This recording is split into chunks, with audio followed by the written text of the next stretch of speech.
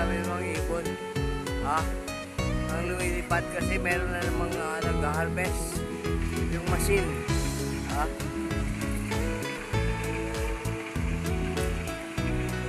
May nang marami ngayon kasi hinaharvest nga yung yung mais.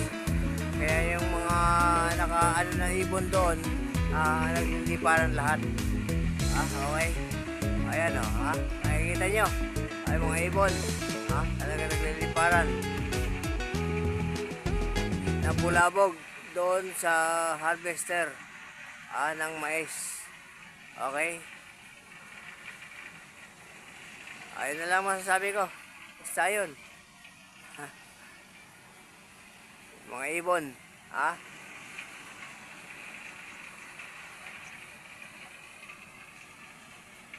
Okay, maraming pong salamat. Maraming pong salamat. Maraming pong salamat.